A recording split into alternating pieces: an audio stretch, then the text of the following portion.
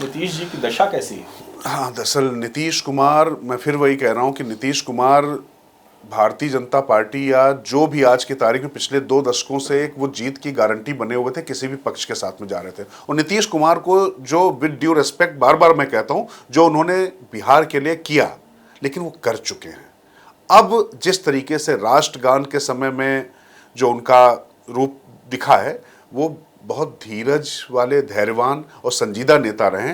ये स्पष्ट होता है हर्षवर्धन, जिस तरीके से उनकी राबड़ी से तूतू में हो रही है, राबड़ी देवी से तूतू में हो रही है, ये तो साफ साफ दिखाई पड़ रहा है कि उनकी मानसिक स्थिति ठीक नहीं। अब मैं मुख्यमंत्री पद के योग्य तो नहीं है, कम नहीं, बिल्कुल नहीं, वो जिस तरह का व्यवहार कर रहे हैं वो शर्मसार करने वाला है। और भारतीय जनता पार्टी को समझना पड़े, कहीं ऐसा ना हो कि वो ग्राफ बीजेपी का नीचे लाए, क्योंकि अभी की जो स्थितियां हैं, देश का जो मानस बना है, कुंभ के बाद जो स्थिति है, जो प्रधानमंत्री कहते हैं कि ये महात्मा गांधी के असहयोग आंदोलन और नेताजी सुभाष चंद्र बोस के दिल्ली चलो जैसा प्रयागराज का महाकुंभ रहा, उसके बाद बिहार का चुनाव होना है। और अगर नीतीश कुमार की यही दशा दिशा रही तो वो भारतीय जनता पार्टी पर भारी पड़ने वाले हैं। भारतीय जनता पार्टी की तरफ से भारी पड़ने के बजाय भारतीय जनता पार्टी पर भारी पड़ते दिख रहे हैं। हालांकि एक रास्ता निकल रहा है, निशांत अब किसी भी दिन औपचारिक तौर पर आ सकते हैं, ये एक रास्ता बन सकता है। देखिए, निशांत पार्टी में आ भी जाएंगे तो आज की तारीख में पार्टी के अध्यक्ष तो नहीं बन जाएंगे, लेकिन हाँ, जेडीयू के जो बिखरने की तमाम जो आशंकाएं जताई जा रही, उससे ये माना जा रहा है कि कुछ भी हो,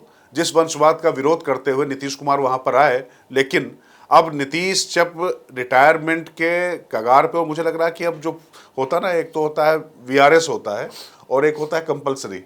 तो अब नीतीश को जो है कंपलसरी रिटायर करना पड़ेगा, जो परिस्थितियां हो गई हैं।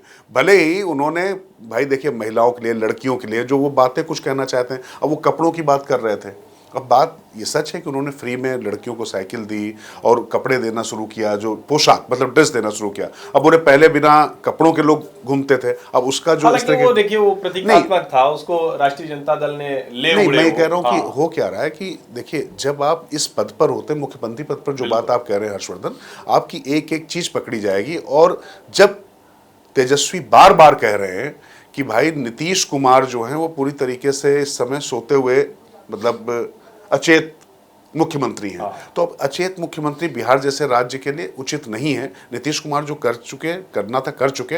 अब देखते हैं 30 तारीख के बाद अमित शाह वहां जा रहे हैं। देखिए, नीतीश अचेत है कि नहीं है पता नहीं, लेकिन कांग्रेस वहां बहुत सचेत हो गई है। तो राष्ट्रीय जनता दल के लिए जरा सोचना है। लालू प्रसाद यादव की छाया से निकलने के लिए कांग्रेस ने बड़े फैसले लिए हैं। कन्हैया कुमार और पप्पू यादव से लालू यादव चिढ़ते थे कि तेजस्वी का हिस्सा न खा जाए, उनसे बड़े नेता न हो जाए। कन्हैया को कांग्रेस ने वहां चेहरा बना दिया अपना, नौकरी दो पलायन रोको यात्रा का चेहरा बना दिया। कृष्णा अल्लावरू जो नए प्रभारी हैं, वो किसी की सुनते नहीं हैं, और उन्होंने प्रदेश अध्यक्ष भी बदल दिया। जो अखिलेश सिंह, वो लालू जी के एकदम नतमस्तक रहते थे। तो कुल मिलाकर ये दोनों गठजोड़ में, जो गठजोड़ के साथी हैं, उनके बीच में रस्सा कशी बढ़ी हुई है।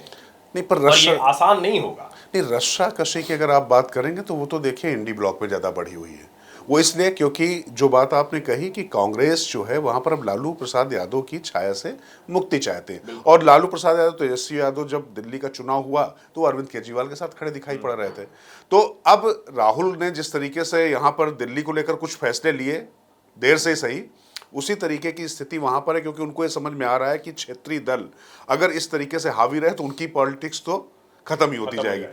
और कृष्णा अल्लूरी जिनकी बात हो रही, वो आज तक लालू से नहीं मिले हैं।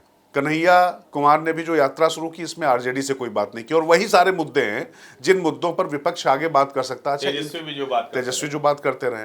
अच्छा, अब समस्या ये है कि तेजस्वी वहां पर उप मुख्यमंत्री रह चुके हैं, और कुछ भी कहो हर्षवर्धन, आज की नई पीढ़ी भी जो आ चुकी है वो पुराना लालू का राज नहीं भूली है। और आप जो कह रहे थे ना कि नीतीश कुमार की एक समस्या यह है कि नीतीश कुमार बीजेपी के लिए अगर वो सांप छछूंदर जैसी हालत है, तो आरजेडी के लिए भी बहुत खतरनाक स्थिति है।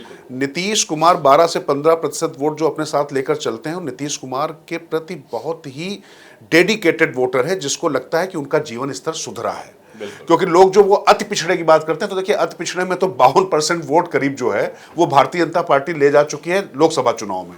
तो एमबीसी के लिहाज से अगर आप देखेंगे तो वो बीजेपी के साथ में ज्यादा है। लेकिन कोयरी, कुर्मी और इस तरीके का जो वोट है, महिलाओं का वोट अक्रॉस द जाति अगर आप बात करें, उससे कास्ट लाइन कहें, तो वो वोट है।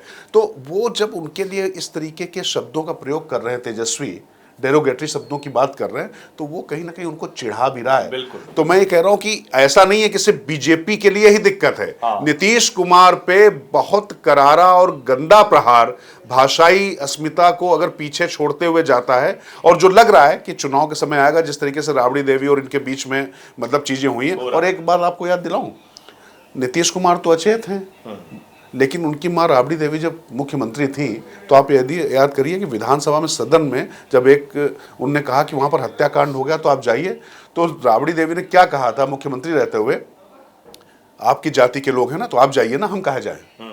ये विधानसभा के पटल पे दिया हुआ बयान है। तो जो सेंसिटिविटी है ना, और वाकई सबको साथ लेकर चलने की जो बात होती है, वो यहां पर पूरी तरीके से एक्सपोज हो जाती है आरजेडी की। और लोग, बिहार का मूल पेशा राजनीति है ना, तो लोग ध्यान बहुत रखते हैं। नहीं, ध्यान बहुत रखते हैं, लेकिन देखिए जाति वाला मसला तो है, लेकिन जाति से इतर एक बड़ा वोट बैंक है ना मुसलमानों का, तो उसको लेकर राष्ट्रीय जनता दल आश्वस्त रहती है।